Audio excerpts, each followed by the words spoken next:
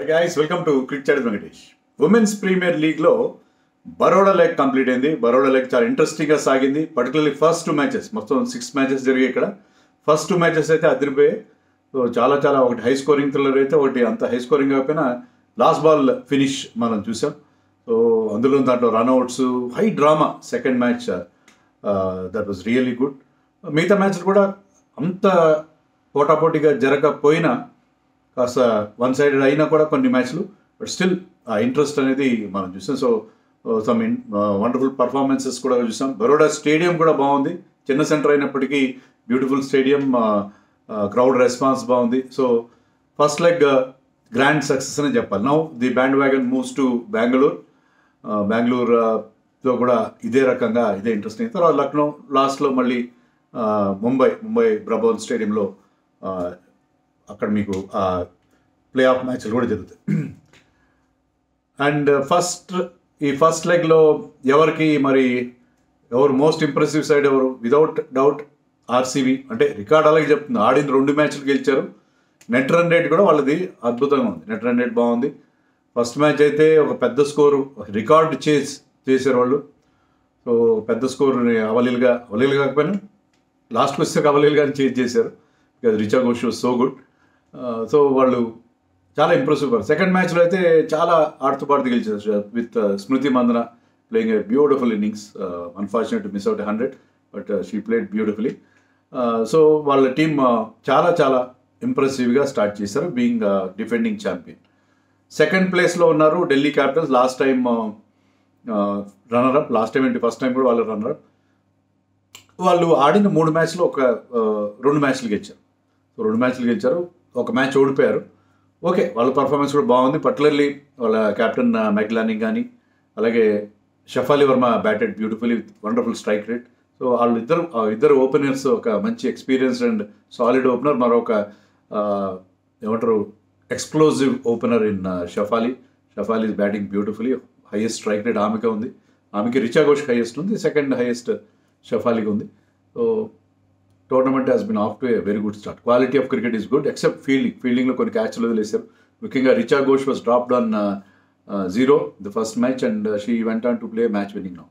So అలాంటి క్యాచ్లు చాలా, అంటే కేవలం మన ఇండియన్ ప్లేయర్సే కాదు, ఈవెన్ దోస్ ఫారిన్ ప్లేయర్స్ వాళ్ళు కూడా క్యాచ్లు వదిలేయడం మనం చూస్తాం. So catching has not been great. మిగతా అన్ని ఆస్పెక్ట్స్లో బ్యాటింగ్ కానీ బౌలింగ్ కానీ చాలా ఇంప్రెసివ్గా ఉన్నాయని చూసాం. సో ఢిల్లీ క్యాపిటల్స్ తర్వాత ముంబై ఇండియన్స్ 3 మ్యాచ్లు ఆడి 2 మ్యాచ్లు ఆడి 1 మ్యాచ్ గెలిచారు. అలాగే గుజరాత్ జైంట్స్ లాస్ట్ 2 టైమ్స్, అందులో లాస్ట్లో వచ్చిన టీం అది, కానీ ఈసారి 3 మ్యాచ్లో 1 మ్యాచ్ గెలిచారు. ఇంప్రెసివ్. పర్టికులర్లీ వాళ్ళ new captain Ash Gardner has been wonderful. Performance చాలా బాగుంది. With the bat, with the ball, 2 half సెంచరీలు already. Like she has taken wickets also. And Mumbai విషయానికి వస్తే Nat Sciver Brunt has been playing very well, ఆల్రౌండర్గా బ్యాటింగ్లో కానీ బౌలింగ్లో కానీ మ్యాచ్ విన్నింగ్ నాక్స్ ఆడడం, వికెట్లు తీయడం. సో వీళ్ళిద్దరు మోస్ట్ ఇంప్రెసివ్ ఫారిన్ ప్లేయర్స్గా మనం చెప్పుకోవాలి. అలాంగ్ విత్ అఫ్కోర్స్ మెగ్లానీ, ఇంకా ఎల్విస్ పెరీ కానీ అందరూ ఫారిన్ ప్లేయర్స్, టాప్ ప్లేయర్స్ అందరూ బాగానే పర్ఫామ్ చేయడం. తాలియా మగ్రా లాంటి వాళ్ళు కొంతమంది మిస్ అవుట్ అయ్యారు. But otherwise all the foreign super stars have done well. మన ఇండియన్ హర్మన్ ప్రీత్ కౌర్ కూడా ఒక మంచి నాక్ ఆడడం చూసాం మనం. ఓన్లీ జమీమా మిస్ అవుట్ అయినట్టుగా మనకు అనిపిస్తుంది. దీప్తి శర్మ కూడా అంతా ఇంకా she is to come to the party in a big way. So అది మనం గుజరాత్ జైంట్స్ గురించి చెప్పుకున్నాం. బట్ అందరికంటే లాస్ట్ నిలిచిన టీం ఎవరు? యూపీ వారియర్స్ చాలా ఇంప్రెసివ్గా కనిపించింది ఆన్ పేపర్. మంచి ప్లేయర్స్ ఉన్నారు ఆ టీంలో, కానీ ఇప్పటివరకు 1 మ్యాచ్ కూడా వెళ్ళలేదు. అఫ్కోర్స్ ఆడినవి తక్కువ, 2 మ్యాచ్లు ఆడారు, 2 మ్యాచ్లు ఓడిపోయారు. అది పెద్ద సెట్ బ్యాక్గా మనం భావించకూడదు, కానీ ఆ మొమెంటం చాలా ముఖ్యం కదా. ఇప్పుడు ఉన్న పాయింట్స్ టేబుల్లో ఉన్న అందరిలోకి 0 పాయింట్స్ ఉన్న టీం అది. సో క్యాచప్ అవుతుంది అది. సెకండ్ రౌండ్లో కొంచెం ప్రెషర్లోకి వస్తాం.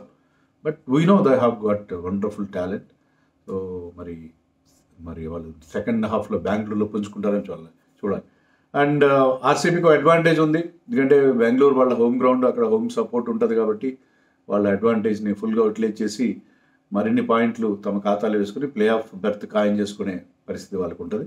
So very good start and impressive కూడా అని మనం చెప్పాలి. అలాగే కొంతమంది యంగ్స్టర్స్ కూడా బాగా పర్ఫార్మ్ చేసి నికీ ప్రసాద్ ఆ సెకండ్ మ్యాచ్లో ఆమెకు అవకాశం ఇచ్చే ఢిల్లీ క్యాపిటల్స్. ఈ played a very good knock. చివరిదాకా నిలబడిపోయినా, స్ట్రైక్ రేట్ హైగా లేకపోయినా ఒక మంచి ప్రెషర్ సిచ్యుయేషన్లో she has shown lot of character. Youngster 19-year-old India అండర్-19 captain Niki Prasad played a very good knock. ఆమె ఆడిన ఇన్నింగ్స్ వల్ల ఆ మ్యాచ్ గెలిచారు. Man of the match award గెలుచుకుంది. కానీ నెక్స్ట్ మ్యాచ్కి షీ వాజ్ నాట్ దేర్. ఇది చాలా ఆశ్చర్యం.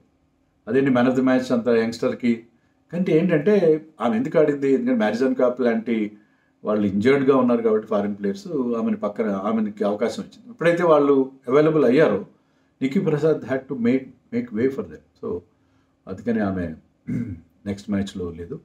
అలాగే Priya Mishra playing for Gujarat Giants it's very very impressive.